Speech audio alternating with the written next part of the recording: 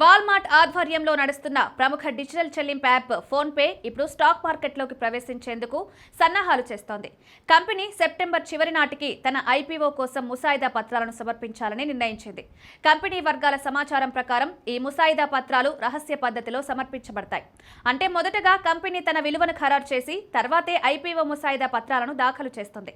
ఈ ఐపీఓలో మొత్తం షేర్లలో సుమారు 10% ఆఫర్ ఫర్ సేల్ రూపంలో విక్రయించబడుతుంది. ఈ ఐపీఓ ద్వారా ఫోన్పే మార్కెట్ నుంచి కొత్త మూలధనాన్ని సేకరించేందుకు సిద్ధమవుతోంది. మార్కెట్ విశ్లేషకుల అంచనాల ప్రకారం కంపెనీ దాదాపు 10,000 నుండి 13,000 కోట్ల వరకు సేకరించగలదని భావిస్తున్నారు. దీనికోసం కంపెనీ విలువ సుమారు 10 నుండి 12 బిలియన్ అమెరికన్ డాలర్లు, అంటే 1,00,000 కోట్లకు పైగా ఉండవచ్చని అంచనా. ఫోన్పే లక్ష్యం 2026 సంవత్సరం ప్రారంభం నాటికి ఐపీఓను పూర్తి చేసి స్టాక్ మార్కెట్లో లిస్టు కావడం. దీనర్థం వచ్చే ఏడాదిలోపే ఈ డిజిటల్ పేమెంట్స్ దిగ్గజం మార్కెట్లో లిస్టింగ్ పొందనుంది. ఫోన్పే ఐపీఓలో ప్రధాన ప్రమోటర్ అయిన వాల్మార్ట్ తన వాటాలో కొంత భాగాన్ని విక్రయించనుంది. ప్రస్తుతం కంపెనీలో వాల్మార్ట్ వాటా సుమారు 70% ఉండగా ఐపీఓలో ఈ వాటా కొంతమేర తగ్గే అవకాశం ఉంది. దీంతో పాటు ఇతర పెట్టుబడిదారులైన టైగర్ గ్లోబల్, జనరల్ అట్లాంటిక్ కూడా తమ వాటాలో కొంత భాగాన్ని విక్రయించేందుకు ఆసక్తి చూపుతున్నాయి. ప్రస్తుతం ఈ రెండు సంస్థల వాటా ఒక్కొక్కటి సుమారు 9% చొప్పున ఉంది. ఫోన్పే ఇప్పటికే భారతదేశంలో అతిపెద్ద యూపీఐ చెల్లింపుల యాప్గా నిలిచింది.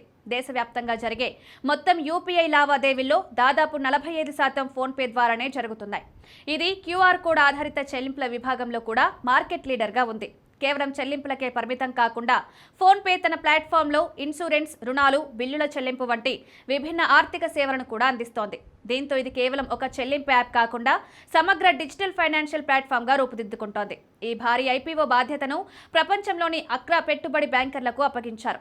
JP Morgan, Morgan Stanley, Citigroup మరియు కోటక్ మహీంద్రా క్యాపిటల్ ఈ ఐపీఓను నిర్వహించనున్న ప్రధాన బ్యాంకర్లు.